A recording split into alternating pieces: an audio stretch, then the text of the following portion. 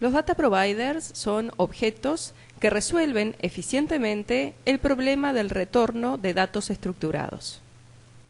Decimos que se trata de procedimientos declarativos cuyo foco está ubicado en el lenguaje de salida. La composición entonces de este output se indica en una estructura jerárquica como lo son los SDT y los Business Component. Habrá que indicar luego en el source del data provider cómo es que se obtiene cada elemento de esa estructura jerárquica. Va a alcanzar entonces simplemente con observar el lado izquierdo de la asignación presente en el source para poder deducir cuál será la estructura jerárquica resultante. Un data provider también puede recibir parámetros en la declaración de una regla PARM, pero a diferencia de un procedimiento habitual donde todos los parámetros pueden ser de entrada a salida, en este caso solamente podrán ser de entrada. En un data provider, la declaración del tipo de dato de salida se realiza a través de las propiedades output, no en la regla PARM. Mencionamos al comienzo que los data providers son procedimientos declarativos. Esto significa que valen también las mismas cláusulas de los procedimientos. Por lo tanto, es válido definir el source de un data provider como vemos aquí.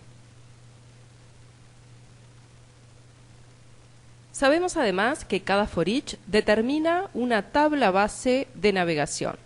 Por lo tanto, cuando definimos el source de un data provider, cada grupo repetitivo allí presente es análogo a un for each. Esto significa que también determina una tabla base. Observemos este ejemplo. El grupo repetitivo presente en este source contiene los atributos examID, examDate y subjectID. Por lo tanto, la tabla base que GeneXus va a determinar para este grupo será exam. Veamos un ejemplo. Se quieren cargar todas las asignaturas con la cantidad de exámenes que han sido rendidos antes de una determinada fecha. Para eso se define el siguiente SDT subject como una colección de la subestructura compuesta por subject ID, subject name y exams quantity. Creamos a continuación un objeto de tipo data provider que recibirá en su regla PARM a la variable examDate. Observemos un poquito este source. Su estructura representa la estructura jerárquica de la salida, y como en la definición del SDT, el nombre que utilizamos en sus elementos, en el caso de subject ID y subject name, coinciden con el nombre de los atributos subject ID y subject name, entonces en el source utilizamos la notación más compacta. En cuanto al elemento exams quantity presente en la estructura del SDT, obtenemos su valor a través de la declaración de una fórmula local. Esta fórmula local corresponde a una fórmula count, donde vamos a contabilizar la cantidad de exámenes de la asignatura correspondiente, siempre que se verifique que la fecha sea menor a la recibida por parámetro. Ahora bien, ¿cómo quedará configurado el output de este data provider? Observemos sus propiedades.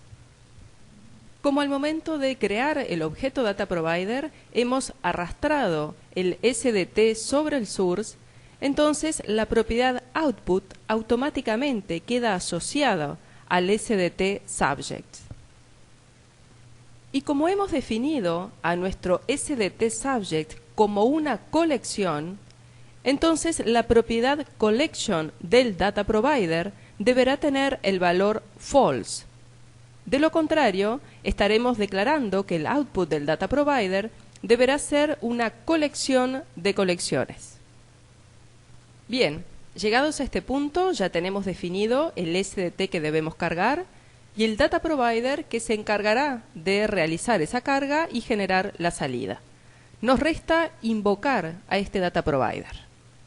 Es así que en algún objeto GNexus declaramos lo siguiente. La variable subject será la encargada de recibir la salida del data provider. Por lo tanto, deberán coincidir los tipos de datos. Esto significa que esta variable subject deberá ser del tipo SDT subject. Invocamos luego al data provider declarando su nombre y el correspondiente pasaje de parámetros. Recordemos que al momento de invocar un objeto, si se omite la opción call o UDP, se asume UDP. Por lo tanto, esta invocación será asumida como UDP, lo cual es correcto, ya que el data provider es un procedimiento que genera una salida.